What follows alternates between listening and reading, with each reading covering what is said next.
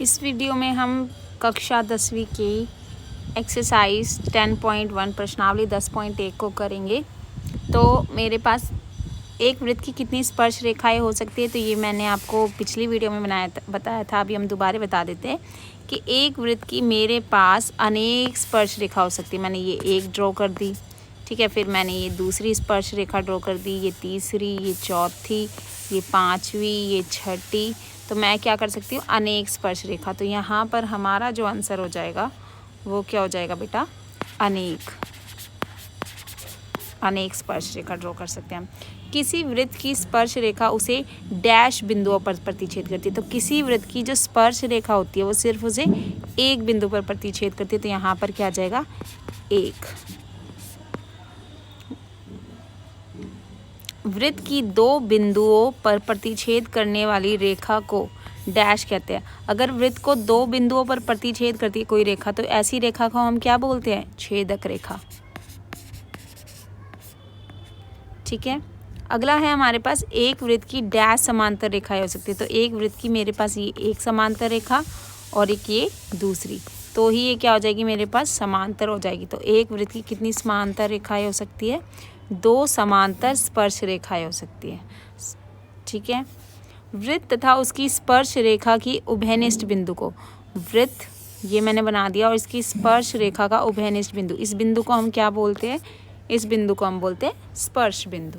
तो यहाँ पर हमारे पास 10.1 एक्सरसाइज ख़त्म हो जाती है। नहीं सॉरी, आगे भी क्वेश्चन है हमारे पास। तीसरा क्वेश्चन है मेरे पास, 5 सेंटीमीटर त्रिज्या वाले एक वृत्त के बिंदु P पर स्पर्श रेखा PQ केंद्र O से जाने वाली एक रेखा पर बिंदु Q पर इस प्रकार मिलती है।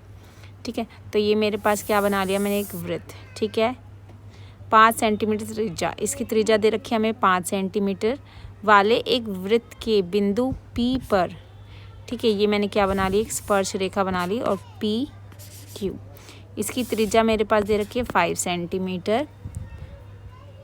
PQ केंद्र O से जाने वाली एक रेखा से बिंदु Q पर इस प्रकार मिलता है कि OQ, मेरे पास ये जो वृत्त का केंद्र है ये OQ कितना दे रखा है, मेरे पास 12 सेंटीमीटर दे दिया है। ठीक है। तो मुझे क्या फाइंड आउट करना है, मुझे फाइंड आउट करना है PQ की लेंथ, यानी कि इसको मैंने x मान लिया। तो आपको पता है ये हमारे पास क्या बनाती है, 90 डिग्री का एंगल बनाती है। तो बस आप इसको पाइथागोरस थ्योरम से हम क्या कर सकते हैं, इसको सॉल्व कर सकते हैं। तो आप लिखोगे पाइथागोरस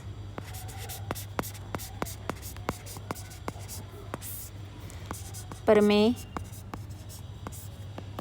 के अनुसार,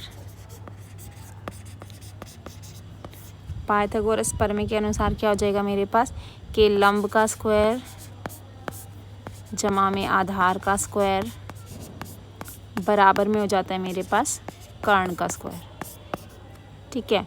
तो ये मेरे पास लंब मेरे पास दे रखा है 5, तो यहाँ पर 5 का स्क्वायर, आधार मुझे पता नहीं है तो x स्क्वायर, और यहाँ पर क्या आ जाएगा 12 का स्क्वायर। सो x स्क्वायर बराबर में 12 का स्क्वायर 144, ये प्लस का 25 यहाँ पर आ जाएगा।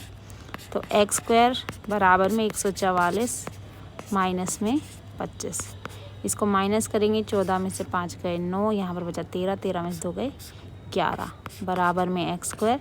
तो x मेरे पास आ जाएगा अंडर रूट प्लस का 19, माइनस वाला हम नहीं लेंगे क्योंकि लंबाई नेगेटिव में नहीं होती है। तो मेरा आंसर हो जाएगा डी। ये क्वेश्चन आपके पास 1 मार्क में आता है, और 1 मार्क में आपको इतना बड़ा क्वेश्चन नहीं करना है, आपको सीधा फॉर्मूला लगाना है और इसको जल्दी से सॉल्व कर देना है। ये वाला क्वेश्चन नहीं आता पेपर में, तो आप इसको स्किप कर सकते हैं।